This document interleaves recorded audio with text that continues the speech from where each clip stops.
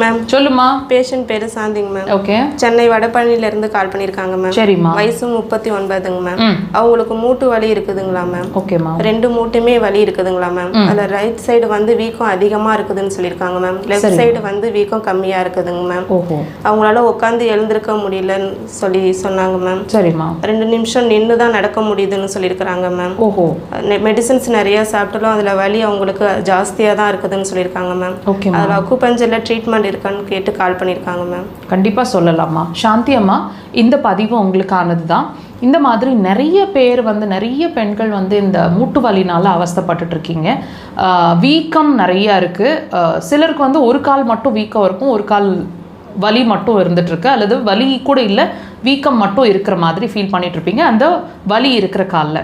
இந்த மாதிரி உங்களுக்கு கான்ஸ்டண்ட்டாக வலி இருக்குது, என்னோட மொபிலிட்டியே வந்து குறைஞ்சி போச்சு, நடக்கிற இதுவே எனக்கு குறைஞ்சி போச்சு, நான் ஒரு மூலையில் உட்காந்துருக்கேன், என்னால் நார்மலாகவே இருக்க முடியல, ரொம்ப டிப்ரெஸ்ட் ஆகிட்டு இருக்கேன், அதனால நீங்கள் ஃபீல் பண்ணிகிட்ருக்கீங்களா? அப்போ இந்த பதிவு உங்களுக்கான. இந்த நீ ஜாயின்ஸ் பெயின், எலும்பு தேய்மானம் அப்படிங்கிற ஒரு விஷயம், முழங்கால் வலி, வீக்கம், இந்த சிரமத்தில் நீங்கள் உள்ளாயிட்ருக்கீங்க இல்லையா?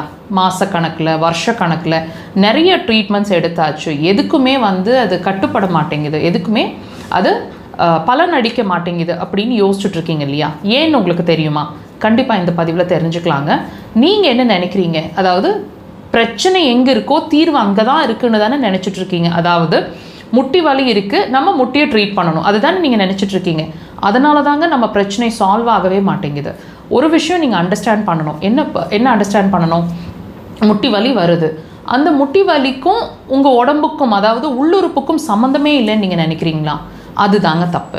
உள்ளே இருக்கிற ஒரு வைட்டல் ஆர்கனுக்கும் உங்களோட முட்டி வலிக்கும் சம்மந்தம் இருக்குன்னா உங்களால் நம்ப முடியுதா? அது 100% ஃபேக்ட். அக்குபஞ்சர்லாம் நாங்கள் அதை அப்படி தான் அணுகிறோம். நீங்கள் நல்லா கவனித்து பாருங்கள், உங்களோட மேல் முட்டியை சுற்றி வலியும் வீக்கமும் இருக்குது அப்படின்னா, அதிகமாக இருக்குது அப்படின்னா, நீங்கள் கண்டிப்பாக டிப்ரெஷனில் இருப்பீங்க. இரைப்பை சார்ந்த பிரச்சனை நிறையாவே இருக்கும். என்ன இருக்கும்? அதிகமான பசி, கம்மியான பசி, சரியாக சாப்பிட முடியல, ரொம்ப அதிகமாக சாப்பிட்ற மாதிரி இருக்குது, என்ன ஒரு அதாவது டேஸ்ட்டு தெரிய மாட்டேங்குது, ஃப்ரீக்வெண்ட்டாக வந்து நான் சாப்பிட்டுட்டே இருக்கிற மாதிரி இருக்குது, இப்படின்னு இரைப்பை சார்ந்த ஐபிஎஸ் இருக்கலாம், சாப்பிட்ட உடனே எதுக்கழிச்சிட்டு வர மாதிரி இருக்கலாம். இந்த மாதிரி இரைப்பை சார்ந்த ஏதாவது ஒரு விஷயமும் இனிப்பு லைக்கிங்லேயும் நீங்கள் டெஃபினட்டாக இருப்பீங்க.